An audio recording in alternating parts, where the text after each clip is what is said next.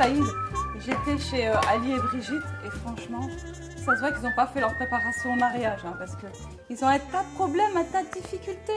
Ça crie, ça hurle, hein. Ça hurle. C'est ça commence bien les jeunes mariés. Hein. C'est décourageant. C'est grave. Hein. Je suis vraiment découragée, je ne sais plus quoi faire là, j'en peux plus, Saïd. C'est normal, ils ne sont pas comme nous on est parfaits comme couple. Hein. Mais nous on a tout compris, nous. C'est pour ça, il faudrait peut-être leur enseigner quand même. Il y a des rudiments, il y a des ingrédients quand même qui sont importants quand même pour le mariage. Pourquoi il se passe quoi exactement? Qu'est-ce qu'ils n'ont pas compris? Ça n'arrête pas de se disputer, mais c'est du matin au soir, du soir au matin, c'est continu, ça n'arrête pas. C'est la folie. Ils ne sont pas prêts à faire des compromis, ils ne lisent pas la parole de Dieu. C'est quel couple déjà? C'est Ali et Brigitte. Mais tu aurais vu l'autre là, c'est même pas la peine. Hein. Antoine et Marie. Ça y est, je suis fatiguée. Et pourtant, la Bible, elle nous enseigne que dans ce monde, on aura des tribulations. Dans Jean 16, 33, il est dit « Je vous ai dit ces choses afin que vous ayez la paix en moi. Dans ce monde, vous aurez des tribulations, mais prenez courage, j'ai vaincu le monde. » Et c'est vrai, Saïd, on a des tribulations, il y a des forces spirituelles qui sont contraires parfois. Oh, attends, il n'y a pas que les forces spirituelles. Hein. Vous voyez le diable partout.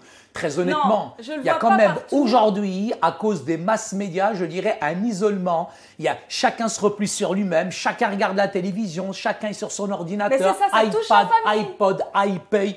Et on voit que finalement, il y a des défis quand même. Tu as des enfants quand même qui sont rebelles, véritablement, envers leur père, etc. Tu as des parents qui se disputent aussi constamment. Tu as des familles qui ne sont pas véritablement soudées.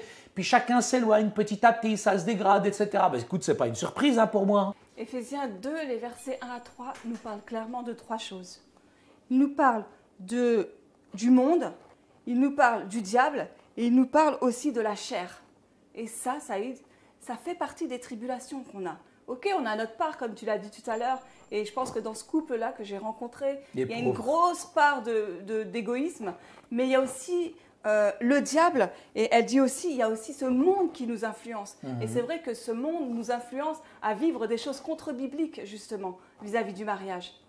Jean, au chapitre 10, au verset 10, on a un ennemi commun, ils ont un ennemi commun. Il faut savoir qui est notre ennemi. La Bible dit qu'il est comme un lion, rugissant, cherchant qui il va dévorer.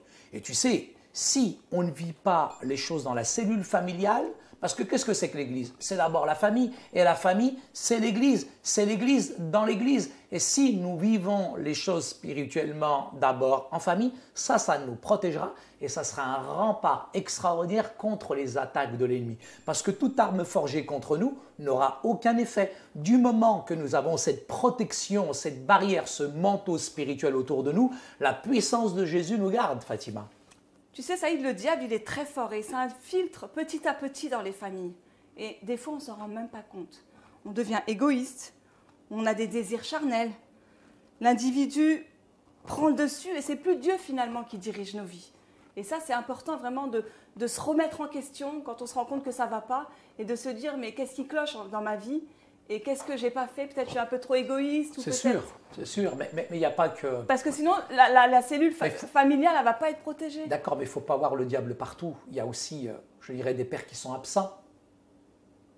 Il y a des mamans qui sont envahissantes.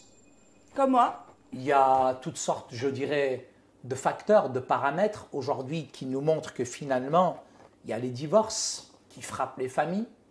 Il y a toutes sortes aussi de choses qui ne viennent pas de l'ennemi, qui viennent de nous-mêmes, qu'on fabrique, qu'on produit nous-mêmes. Et donc c'est important en tout cas de lutter. Il y a des influences de la société qui pénètrent de plus en plus, je dirais, dans les familles, si bien que finalement, ça se disloque quelque part. Tu sais, quand tu as parlé de maman envahissante, ça m'a parlé parce qu'en fait, ce week-end, j'étais chez un couple et j'ai vu combien la mère, elle était envahissante, combien elle envoyait des textos à ses enfants, combien elle était trop présente. Et les gamins, ils disaient, mais on en a ras-le-bol de notre mère. Il faut, Saïd, avoir cette capacité de se remettre en question. Comme ça, l'ennemi, il aura moins de place au sein de la famille. Et l'Église, elle sera beaucoup plus forte parce que quand le diable, il attaque une famille, c'est l'Église qui veut toucher parce que les familles sont importantes dans l'Église. C'est pour ça qu'il faut peut-être passer plus de temps en famille, il faut étudier la parole de Dieu, il faut prier ensemble. Et tout ça, c'est peut-être des choses qu'on a l'impression qu'on répète, mais combien elles sont fondamentales si on veut la bonne construction d'une famille. Il y a des défis, mais il faut garder le cap, c'est essentiel, c'est vraiment important de regarder en face, de tenir le cap et de marcher ensemble dans cette unité. C'est ce que l'Église, en tout cas, donnera, et c'est ce que le message qu'elle véhiculera, un message de force, un message véritablement puissant qui révolutionnera en tout cas toutes les cellules familiales aujourd'hui. Si la famille est forte, l'Église est forte. Si l'Église est forte, la nation est forte. En conclusion, je dirais que les familles ont de grands défis à relever et font face à de nombreuses tentations, tout comme les individus. Mais notre ennemi ne s'attaque pas aux familles avec la même motivation. La famille chrétienne est une image de l'Église dans l'Église. L'unité familiale est cruciale pour la protection de tous les membres de nos familles, mais aussi pour la protection de l'Église. Oh là là, voilà que ça recommence. Non, c'est pas les enfants.